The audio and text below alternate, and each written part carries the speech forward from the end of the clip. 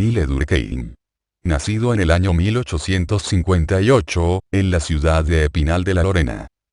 Hijo de una familia judía de 8 generaciones antecesoras de rabinos. En el 1870, a causa de la ocupación de su ciudad natal por las tropas alemanas durante la guerra franco-alemana, se traslada con su familia a París. A los 18 años ingresa a la Escuela Normal Superior.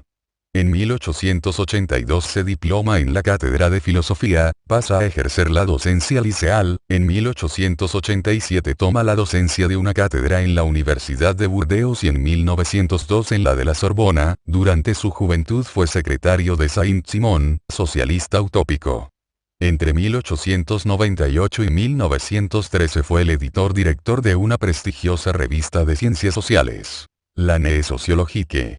Durante su vida escribió una proficua obra sobre filosofía y sociología, en particular. Tras la pérdida de su hijo durante la Primera Guerra Mundial, su desesperación lo llevó a la muerte en noviembre de 1917. Durkheim marcó la aceptación de la sociología como una ciencia académica autónoma. Su principal idea era la de formalizar una ciencia de la sociedad, que contribuyera a solucionar los problemas morales e intelectuales de la sociedad moderna. Su obra ejemplifica empíricamente las teorías de la sociedad orgánica funcionalista.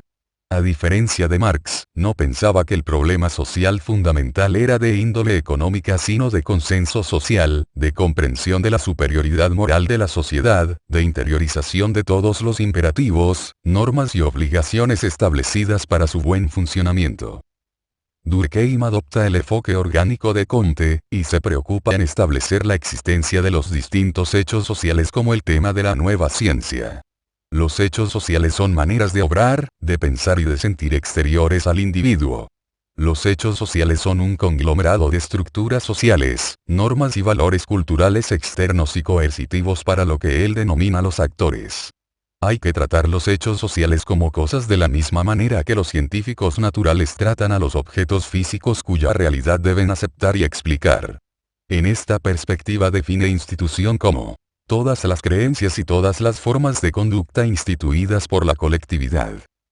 Se interesó por la solidaridad global, orden social, crisis de creencias, por la anomía, etc. Para él, la sociedad era algo más que la mera suma de los individuos, es una realidad específica que tiene caracteres propios.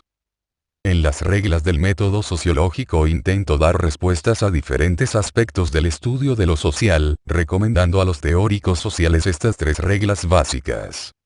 1. Adoptar una postura carente de presuposiciones del científico o investigador al enfrentarse a una realidad que desconocen. 2. Evitar todo subjetivismo. 3. Tomar como objeto de investigación los fenómenos definidos por sus caracteres exteriores comunes.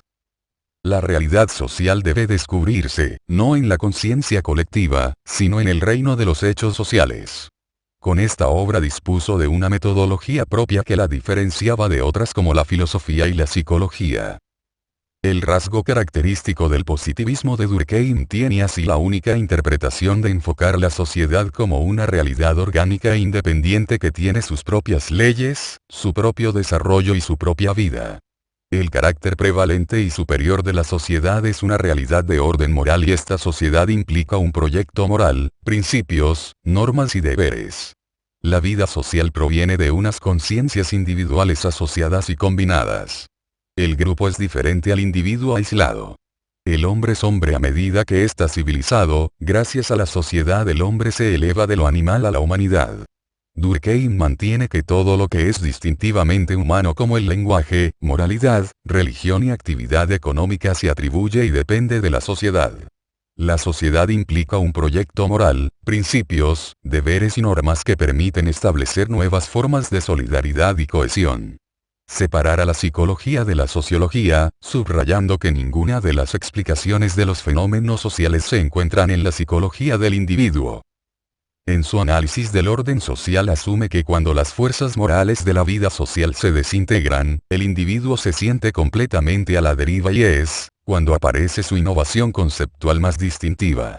La anomía, que es de este modo, una condición de la situación en la que la religión, gobierno y moralidad han perdido toda su efectividad. La anomía es cuando la gente pierde el sentido de pertenencia a un grupo y ya no saben cómo el grupo forma sus vidas, pierden su propia identidad, su sentido de la situación, algo parecido a la alienación de Marx. En la división del trabajo social establece las nuevas formas de solidaridad. Mecánica. Propia de sociedades arcaicas. Orgánica.